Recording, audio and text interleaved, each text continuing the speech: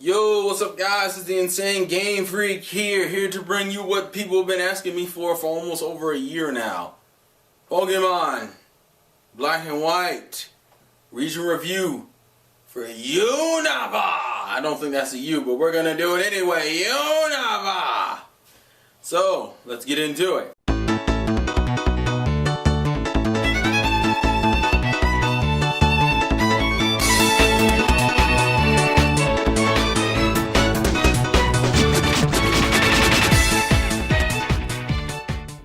Now this will probably be different from my normal region reviews because I won't have a predetermined video before my thoughts, and that's particularly because it's been so long that I feel like at this point I need to just straight talk about it and just fully review it. So we'll have this out of the way, and the next thing we'll touch is obviously the X and Y, or the Kalos saga when that ends. So, Black and White, Unova region, how do we talk about it? Well, this region already has a controversial fact that it's the first region that doesn't feature any older characters except for Ash. Because remember, every region up to this at least had Brock and or Misty. Well, this is the first region that has neither. As we learned from the end of Sinnoh, Brock is going off to be a doctor of some sort, and Dawn has continued her quest to be the best coordinator like May has. So, who are our new secondary faces for this one? Well, we're still keeping up with Brock's theme of having a gym leader, which is also carried over to Kalos, which is in the form of Silent for the Unova. And we have, to me, the more spiritual successor to Misty, which is Iris. That's what I view Iris as a spiritual successor to Misty, because she has the whole, I'm specializing in one type, and I want to be the master of that type. In Iris's case, it's a Dragon Master. But so I guess the first thing I'll address are the side characters, and I'll go to Ash's Pokemon and the gym lead, just the structure of the region and how my overall thoughts are.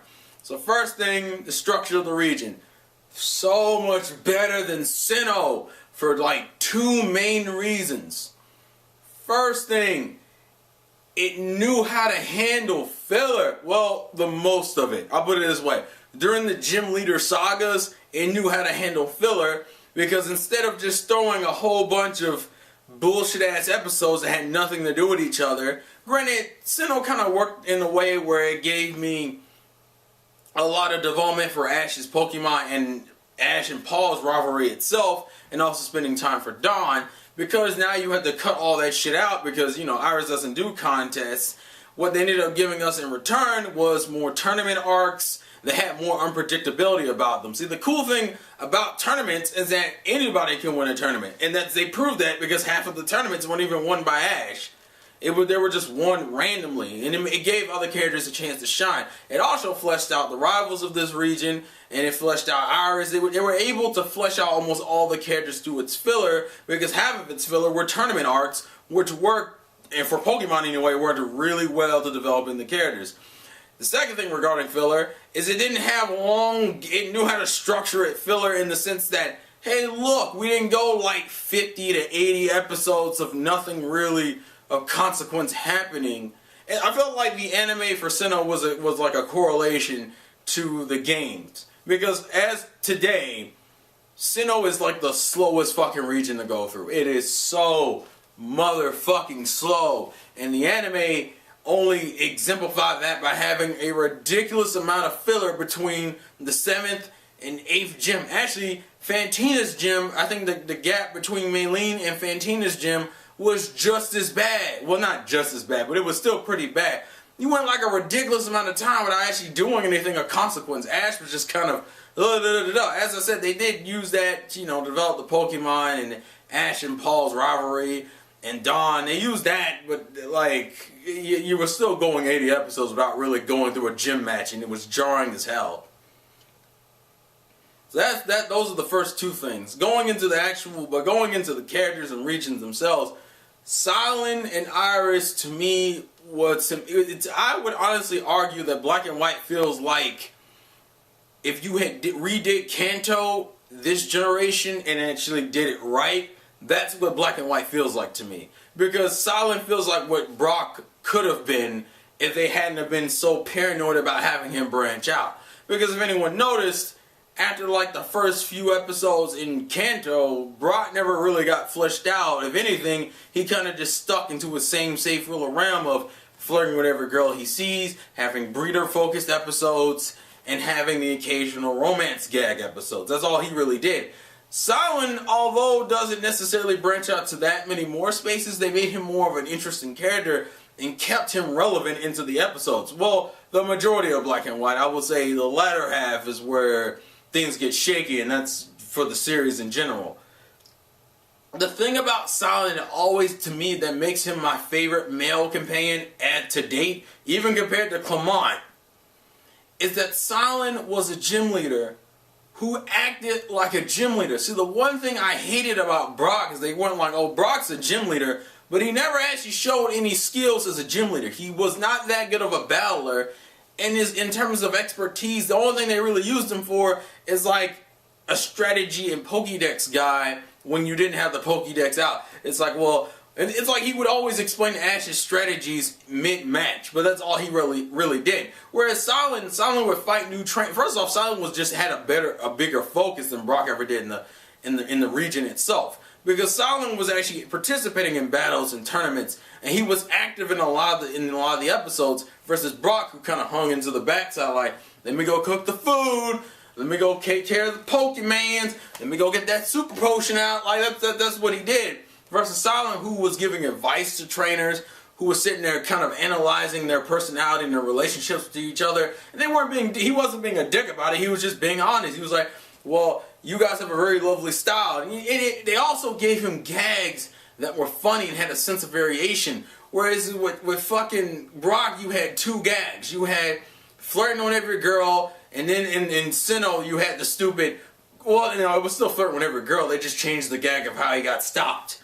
In earlier season, it was Misty pulling his ear, or Max pulling his ear. In Sinnoh, it was Krogon jabbing him in the back and knocking him out. Silent had a lot of different tasting times. The thing about Silent is, yeah, he was a connoisseur, and yeah, he was a gym leader, but the connoisseuring was a lot more interesting because he was interested in the arts. Whether it was science, whether it was art, whether it was trains, whether it was movies. He was into different shit so you could get in. And I also like the whole argument between him and Cyrus, the science versus nature type of shit. Because that's what they didn't really flesh it out, but that was an aspect of his character that was really, really enjoyable. Because it was different from the standard, oh, let me go flirt with a girl thing. And that's not even really appealing in a kid's anime because it's, it can't go anywhere. It's Pokemon, for God's sakes. What's the point of having a romance gag knowing that it won't go anywhere? Not that appealing in my personal opinion. So Silent was a good gym leader. He showed his skills. That man's battling skills was on point. That's what I loved about Silent, because Silent could actually hold his own in fights. And it wasn't this, oh, well, I'm a gym leader only in name. Like, my skills as a gym leader is shit, which is what Brock's situation was. So I really love that about Silent, that he was fleshed out as a character as a whole. He even had that weird fear of, they even gave him fears, like his fear of Purloin, which kind of went in and out. The only thing I hate about that whole thing is that never got fleshed out in terms of, did we ever find out why he's afraid of the things? No, which is actually, once again, akin to Misty's fear of canopies. Like that's the whole thing. Or Iris' fear of ice types, even though that one's a really exaggerated joke. I still kind of enjoy it for what it is, because it wasn't as bad as Misty's, where Misty was just kind of a complete bitch with it. But that's actually going into that. Let's talk about Iris, the new female on the block. At this point, we've had Misty, we've had May, we've had Dawn, and we've had Iris now. And obviously in Gen 6 we have Serena. Well, what is Iris? Well, as Dawn was just kind of like an add-on for May, that's how I view Iris. I mean, granted, I don't view Dawn better than Dawn better than May, but I actually do view Iris better than Misty for a lot of different reasons. One, they actually had her go through her character arc. If you've noticed at the beginning of Unova, when they first started, Iris has this very condescending, Ash-holish tone the entirety of the beginning about how Ash is such a kid and how he does things the wrong way and his battling style is pretty weak. Which was really funny when you find out that Iris as a trainer is complete shit. Like, at the beginning, when we first meet her, she only has two Pokemon. She has an Axew that really can't fight, and she has an Excadrill that doesn't listen to her. That off the bat made her a terrible trainer because she didn't know what the hell she would talk, and that's what was kind of interesting. The only thing about her character arc I don't like is the fact that they didn't have her come full circle and be like, and finally stop calling Ash a little kid and respect him. Because even though she grew to respect him a bit, they still had her keep a gag that to me showed how stunted of a character she was. But in terms of her actual growth, throughout, you can't tell me that Iris at the beginning is the same as Iris at the end in terms of battling skill and strength. She's not. Those are two different fucking characters because throughout the series, she and Excadrill reconnected. Her Ash powered up almost to the point where it was flat out fucking broken. And for anyone who doesn't think it's broken, the thing knows outrage. What Achu knows outrage? And the way she even got the move was fucking ridiculous. She has a Dragonite, and I think as of right now, she has a Gible too, and an Emolga. That's the only other thing about her character that kind of pissed people off. She had like Pokemon that didn't really fit her type thing. Like, at least Misty was consistent with, you know, being a water master and catching all water Pokemon versus Iris, who had an electric flying type and a ground steel type. So Iris loses on consistency but wins on development. The other thing about Iris I like is they actually show flashbacks of how she became the character she was today. They even show, like, when you get to the whole point, when you get to her village, and that's the other thing I like. We get to see her village and how she kind of grew up. She's a watcher. She's that type of person who learns more through watching than going into a school and reading books and shit. Which is why she didn't fit in at school. And that she was a really good battler. It's just that certain events in her life messed her up. It messed up her relationship with Excadrill specifically. And she had to grow to overcome that. The other thing I love about this region, they gave everybody rivals. Now, honestly, as I'll go ahead and admit this is kind of a double-edged sword. To me, the theme of Black and White actually in Rivals and in Ash's team, they kind of overshot themselves. Let me give you an example. Well, who are the rivals in Black and White? Well, you have Bianca for Ash, you have Kenyon for Ash, you have Trip for Ash, you have Cameron for Ash, and you have Virgil for Ash. That's 5 fucking rivals. Bianca being kind of unofficial in a sense. But you had 5 rivals for Ash, and 2 of them were introduced way late game. You know, specifically being Cameron and Virgil. They were introduced way late game, whereas Trip was introduced from the beginning, Bianca was introduced, I think, around episode 13, and Kenyon was introduced to the point, but the way he was introduced was so weird that you didn't even realize he was a rival. And then you had rivals for even Silent and Iris, where, you know, you had Georgia and Burgundy. I think that's, yeah, I'm pretty sure. I apologize if I'm switching between Japanese and English names. That's partially due to the fact that I watched this mainly in Japanese, and I've only seen a chunk of the English episodes. So I might be going back and forth, but I believe the English name is like Georgia and Burgundy, which I believe is Carbonet, and I don't even remember. Pretty much Iris's rival, who was the one with the bear tick, and Silent's rival, which was the one with the dew-white. Which, granted, I will say that I think Carbonet is the one that's wasted the most on Silent because they don't really have any real sense of growth between each other. And then you have Iris's rival, who does work, but they don't use her enough to the point in which you could really say they had a strong rivalry. And then you look at Ash's 5 rivals, which, as I said, Bianca barely fought Ash consistently to show that there was any sense of growth. Granted, they did touch on the game mechanics, the whole thing with her and her father in the anime, which fleshed her out a little bit more. Kenyon and him were relatively, I would say that was probably his most neutral one, where people were like, yeah, he works as a rival. He kind of works as that. If anyone remembers the samurai rival back in Hoenn, he reminds me of him in a lot of aspects. So he's cool. Trip was supposed to be Paul 2.0, and that kind of fell on its face for a few different reasons. The one most notable is the fact that Trip lost at the beginning of the damn league, so you were like, well, that did not...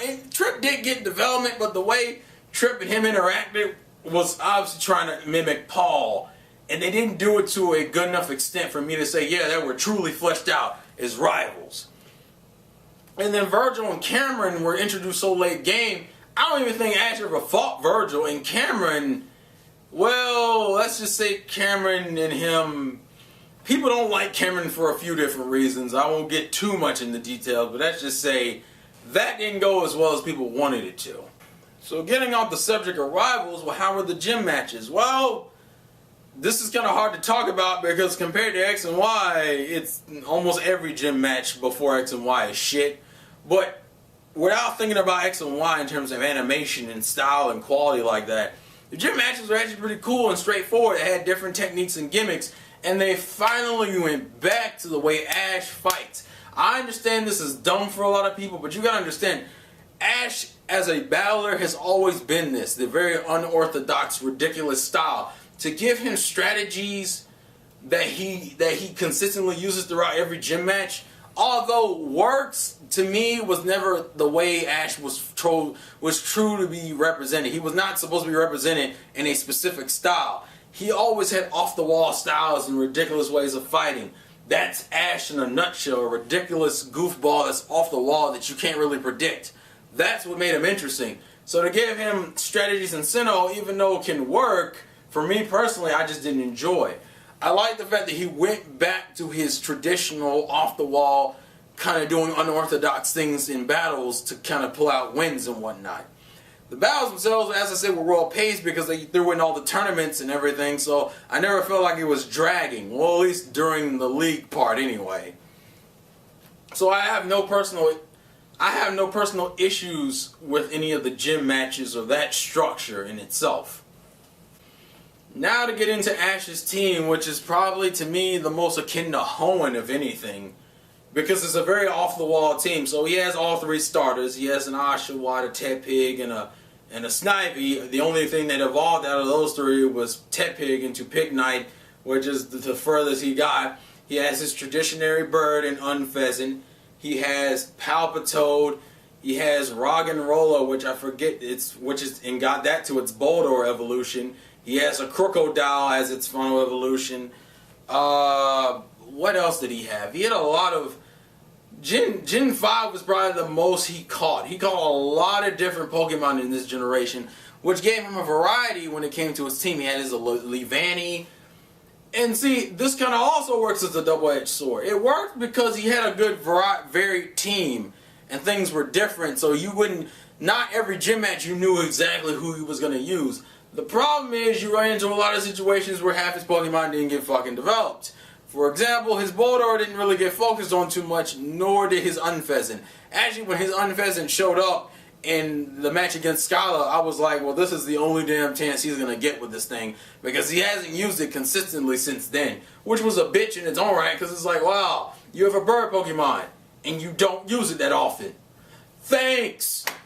Thanks! Actually, this is also the generation in which we switched out Volt Tackle for Electro Ball. So, yay! As far as his team is concerned, it's like as I say, it's kind of a double-edged sword. Some of them are developed, some of them aren't, and it leads into you caring about certain Pokemon more than others versus having a team in which you really like everybody. Because from this point, you could tell that Snivy was the mother hen. Tepig, and here's the thing about Tepig. Tepig's personality I never really understood. They also throw out these whole weird backstories for two of his Pokemon. Tepig and Snivy apparently share a backstory in the sense that both of them were abandoned by their trainers. The problem is Snivy's isn't really shown as much as it's alluded to, and Tepig's is kind of shown and given like a full arc. So it's kind of like, well, you can't do that for both of them and not really flesh out only one of them. Oshawott was his MVP in terms of Pokemon because not only did they give that thing a saga about how it closes his eyes during the Aquajet stuff, but they gave him, he was the funniest. He was bar none Ash's funniest Pokemon because that dude had me dying. I was dying when that entire experience, he had me dying. Oshawott is MVP. He became like one of my favorite Gen 5 Pokemon purely for that. And I already like the Oshawott evolutionary line, so to give me that, love Oshawott. Fucking love him to death. So no problems with him. Boldore didn't really get a personality trait. His Scraggy had something going on with Axu, but it kind of fell off when Axu became OP as shit. I don't give a fuck what anyone says. Iris's Axu was OP as fuck. It didn't even make any sense. They kept it small because of the cute and markability factor, but his brokenness became absolutely asinine at certain points. Particularly when Outrage was learned. That was nuts. And when she caught a fucking Dragonite, we were like, alright guys, I see what's going on. There's a huge Iris bias going on because goddamn, she is OP as hell. So that's touching on to the Pokemon of Gen 5 and how I feel towards that. Now to get into the arcs themselves and how Gen 5 works and doesn't work.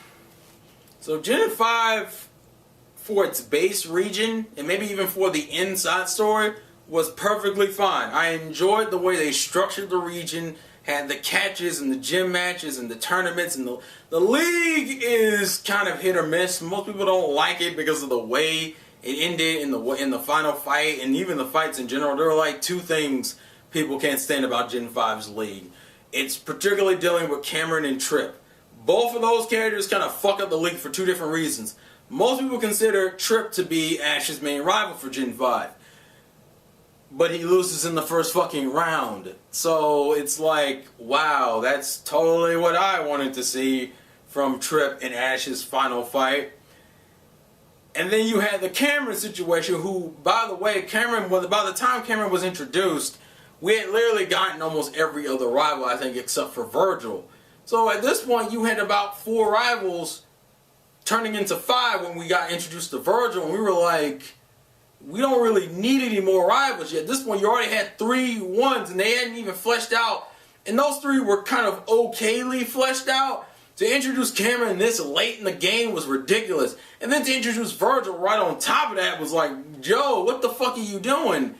And that's what ended up happening. We got that, and it was like, well, the only thing about Cameron I think some people like is that it was able to show off Marlon as a gym leader, because even though he still wasn't fleshed out when they showed him off, but we at least got to see him, considering that was around the time Black and White 2 was already out, or had just came out.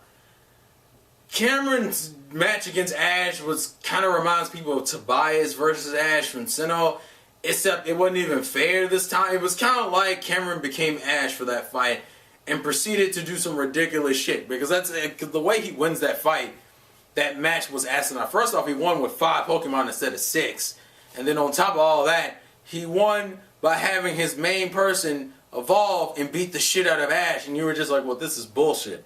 Like, you looked at that and went, this is bullshit, and Ash goes, see, this is how people feel when I beat them. It's like he got a taste of his own goddamn medicine. So the league is kind of hit or miss. I personally, I'm just neutral with it. It's okay. I still think the best fight in that entire damn league is probably Kingin versus Ash. That was the best fight, in my opinion. I love that fight, because on top of, the issues with Cameron, and even with Trip losing in the first round, the way Trip loses in the first fucking round is ridiculous. It's pretty much Ash doing what he's done in all the other regions, having a move that made no sense whatsoever that still works. That's how he beats Trip, and people call bullshit on that too. Because that was nuts, especially to the point where Trip looked like he was ridiculously strong anyway, so it didn't make any sense on so many different levels. But anyway, that was the league. And then after that, we got the End Saga, which was actually which was a decent arc in its own right. I mean, the thing about the End arc is it's trying to emulate the stuff from the Black and White games, but it doesn't take it as far as the Black and White games took it. So it's still like the kid version, but it was interesting to see them try to emulate something from the games and pushing it, especially because the entire region didn't even have a villain. Actually, that's the other thing I forgot to talk about. Team Rocket was the most enjoyable in this region.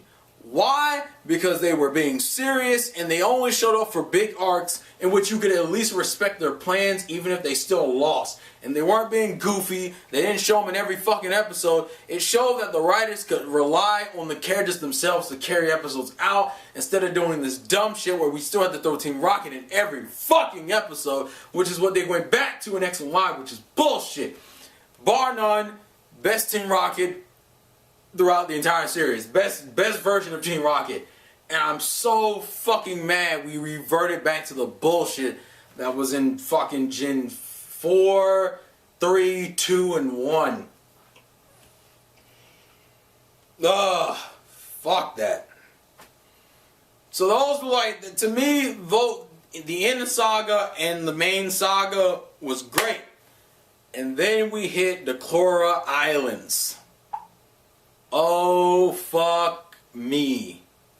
So people are probably going to ask, well, what's the deal with the Chlora Islands? The Chlora Islands, to me, is Orange Island. Not even Orange Island 2.0, just Orange Islands. Actually, I would say it's like the prequel to Orange Islands. That's a better way of describing it. Why? Because it's Orange Islands minus any gym-related shit. They are literally just going on these islands for the fuck of it. So what does that mean in the long run? Every fucking episode is filler.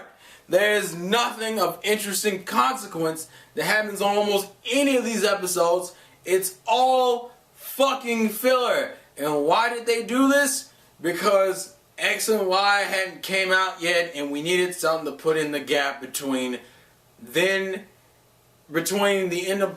black and white 2 popularity shit and the fucking and X and Y. So we ended up getting a fuck ton of filler, which pretty much hurts black and white as a whole. Because it's not, for one, this is the part of the damn series in which Solid became really fucking irrelevant.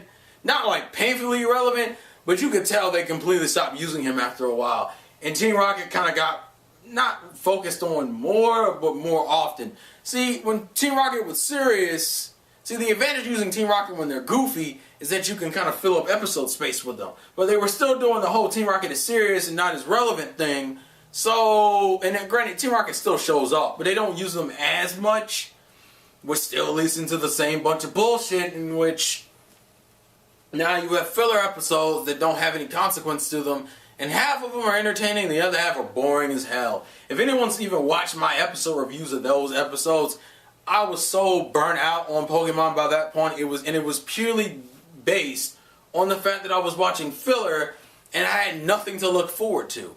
The only cool thing about the filler is that you get some decent filler episodes in there, and you also get your obligatory shipping episode in there. That is the worst aspect of Black and White, is that region in itself, because it encompasses what happens. Also, if that wasn't enough, Black and White to me to date has the worst ending of a region ever. And why is that? Because the region ending is so disconnected. It's actually treated as if it's like a bullshit episode. There isn't any emotional goodbye, because fucking you got Pansy who comes with him, who Ash is going along with Pansy, and Silent Iris are both going to do their own thing.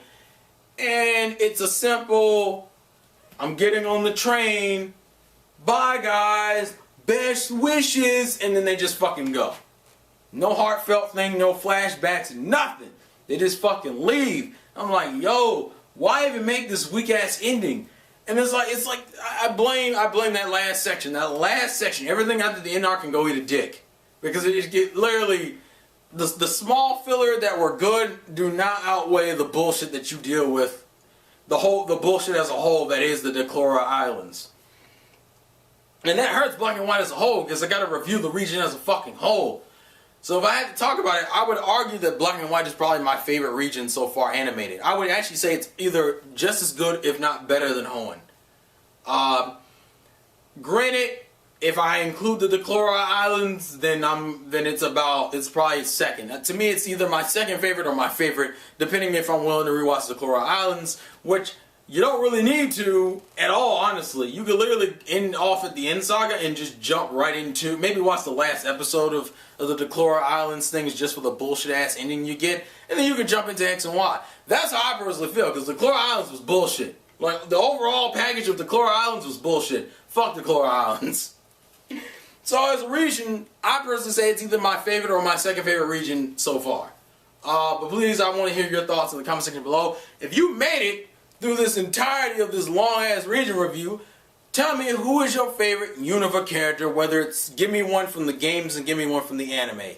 Specifically the anime. If you don't want to do one for the games, that's fine, but specifically give me one for the anime, since this is what it's reviewing. Anyways, I hope you guys enjoy this. Now we can fully move on to X and Y, and I will probably make a video about how I currently feel about it in the near future, so look forward to that. But now this is out of the way, Life's a game, play to win, and I'll catch you guys later.